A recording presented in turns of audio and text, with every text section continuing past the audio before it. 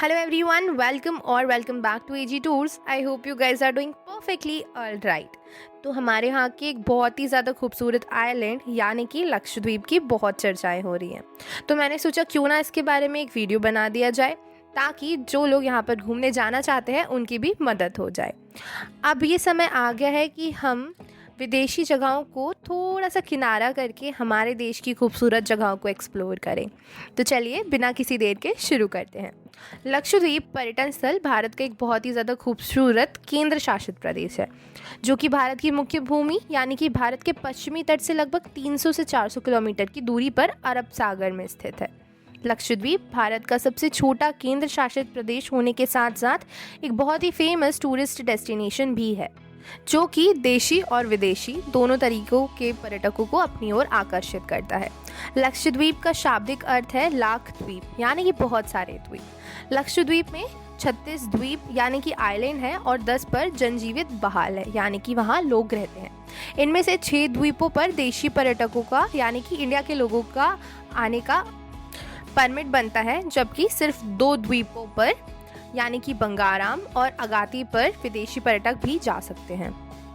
ये जगह इंडिया के अंडर में आती है तो यहाँ पर इंडियन करेंसी ही चलती है। साथ ही यहाँ पर जाने का बेस्ट समय है अक्टूबर से मार्च तक का।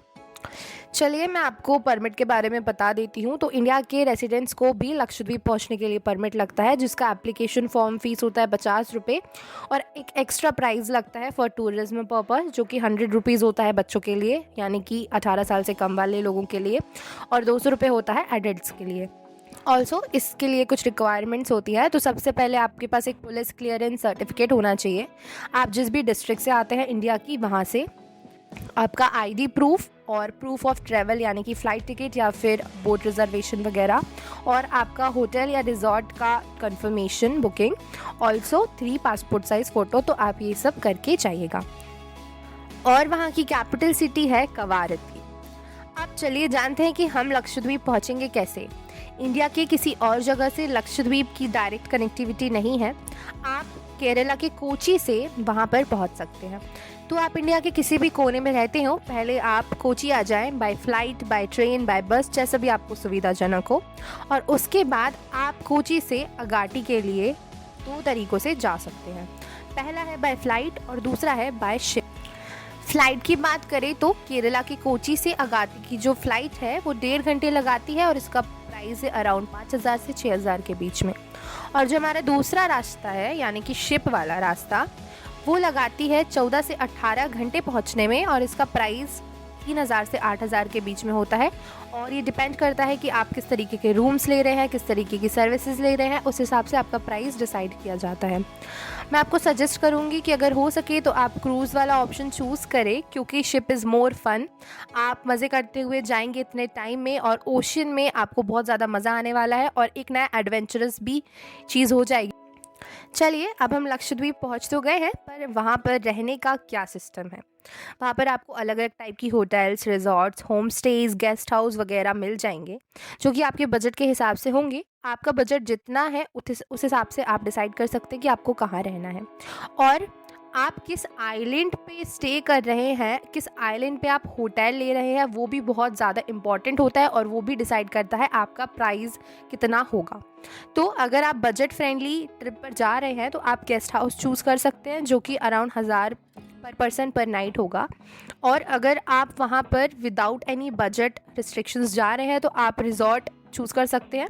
वहाँ पर जो लग्जरी रिज़ॉर्ट है वो 10,000 तक के बहुत अच्छे मिल जाते हैं पर नाइट के, तो आप वो भी चूज़ कर सकते हैं। चलिए अब फूड की बात कर लेते हैं। तो लक्षद्वीप इंडिया से ही कनेक्टेड है तो वहाँ पर फूड इंडिया के हिसाब के ही मिलते हैं। अराउंड 500 से 1,000 के बीच में आपको अच्छी खासी मील मिल जाएगी, 1 टाइम मील, तो आप वो ले सकते हैं। वहाँ पे इंडियन फूड आपको मिल जाएगा तो आपको चिंता करने की ज़रूरत नहीं है कि हम वहाँ पर इंडियन फूड नहीं खा पाएंगे। ओके, एक्टिविटी की बात करें तो आप यहाँ पर स्कूबा डाइविंग कर सकते हैं, स्नॉर्कलिंग, स्विमिंग और फिशिंग भी कर सकते हैं। बता दूं कि यहाँ पर स्नॉर्कलिंग और स्विमिंग फ्री होती है तो आप ये तो ज़रूर से ट्राई कर लीजिएगा। और स्कूबा डाइविंग जो है वो 2,000 से 5,000 की रेंज में वैरी करती है, तो जैसे भी आपका बजट हो आप वैसे हिसाब से कर सकते हैं।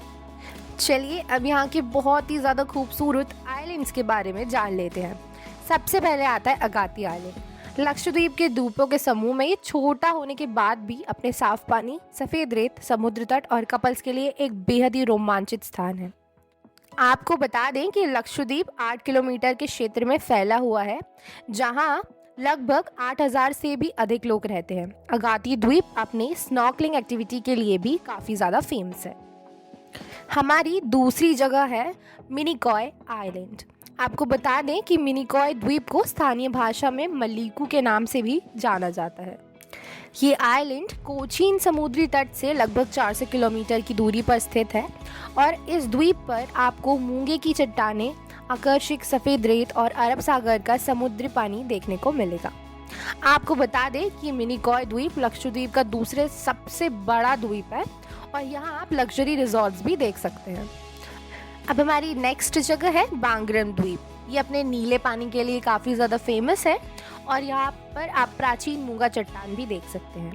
बांगरम आइलैंड पर खूबसूरत मछलियों के साथ आप स्विम कर सकते हैं, डॉल्फिन देख सकते हैं, वाटर स्पोर्ट्स प्ले कर सकते हैं और यहाँ पर सनराइज़ और सनसेट बहुत ही ज़्यादा खूबसूरत दिखता है, तो आप उसको भी एक्सपीरियंस कर सकते हैं। हमारी नेक्स्ट जगह है कावरत्ती आइलैंड। मैंने आपको पहले ही बताया था कि ये लक्षद्वीप की राजधानी है और ये आइलैंड अपने 12 एटॉल के लिए, 5 जलमग्न बैंक यानी कि सबमर्ज्ड बैंक्स के लिए काफ़ी ज़्यादा फेमस है। यहाँ पर आपको नारियल के खूबसूरत पेड़ और वाटर स्पोर्ट्स भी देखने को मिल जाएंगे, तो आप वो भी इंजॉय कर सकते हैं। हमारी नेक्स्ट जगह है कल्पेनी आइलैंड। इसको कॉय फैनी आइलैंड भी कहा जाता है। ये आइलैंड चेरियम, पिट्टी और तिलक्कम आइलैंड, इन तीनों आइलैंड्स को मिलाकर बनाया गया है और कल्पेनी आइलैंड पर आप reef walking, scuba diving, kayaking, snorkelling और बहुत सारे वाटर स्पोर्ट्स का मज़ा ले सकते हैं। अब हमारी नेक्स्ट जगह है मराइन म्यूज़ियम इन लक्षद्वीप।